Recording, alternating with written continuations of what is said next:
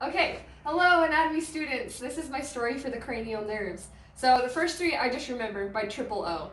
And if you think back to the skull, you can remember baby cristagalli and the cribriform plate of the ethmoid. So the same with babies, the same way you can remember this. You smell them before you see them, right? So the first cranial nerve is olfactory, and its function is olfaction, which is basically smell.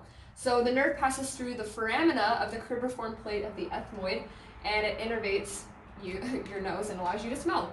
So the second cranial nerve is the optic nerve. The optic nerve, like you said, you smell them before you see them, so the optic nerve allows us to see, so its function is vision, and it passes through the optic canal.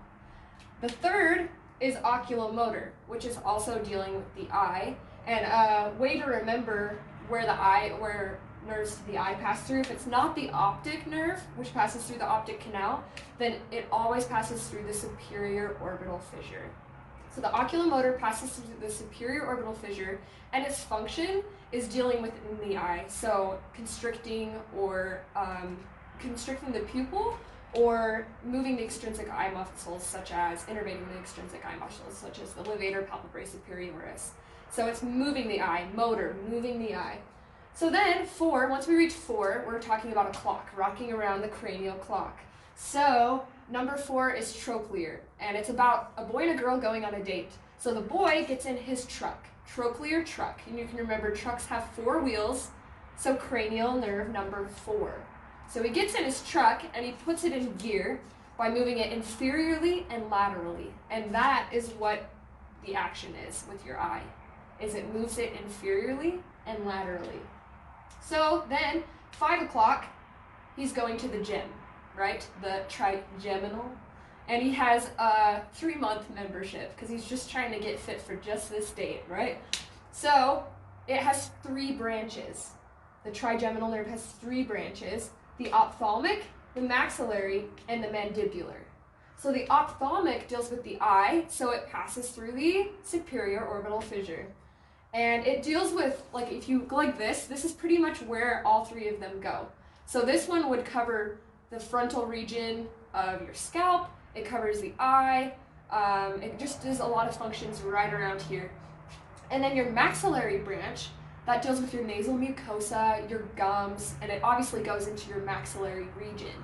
Then your mandibular branch goes down to your mandible, all the way up to the external surface of your ear.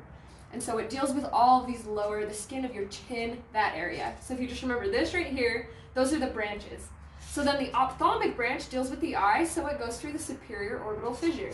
The maxillary branch, if you remember the foramen rotundum in the story about the cowboy, that's the horse. So you can remember Max, like Maximus from Tangled, he's a horse too. So they're friends. So the maxillary branch passes through the foramen rotundum. And both horses love to go galloping through the O-valley together. So that's where the mandibular branch passes through. Okay, so then 6 o'clock, he is at the gym working on his abs, his 6-pack. 6 o'clock, 6-pack, abducens. But this nerve doesn't innervate your abs, it innervates your eye, and so it abducts the eye. That's abducens. Cranial nerve number 6 passes through the superior orbital fissure as well, because it's dealing with the eye. So then he's working on his abs at the gym, and if you're a girl, then of course you're at home getting a facial. You're listening to music and you're getting nice and stylish. So the facial nerve, what its functions are is pretty much the muscles of facial expression. So it controls your facial expression. And it passes through the stylomastoid foramen, because you're getting stylish with your facial, and the internal auditory canal, because you're listening to music while you're doing it. Okay, so 7 o'clock, then 8 o'clock, flashback to the guy, he's putting on his vest while listening to music at high levels because he's getting pumped to go on this date. So vestibulocochlear. Cochlea, that's in your ear. So the function of the vestibulocochlear deals with equilibrium within the ear, so it helps you balance, as well as just like hearing functions is what the vestibulocochlear nerve does. So then that's 8 o'clock. 9 o'clock, the girl, of course, is putting on her lip gloss. And sometimes if you get lip gloss in your mouth, you can taste it, as well as it kind of makes you salivate a little bit.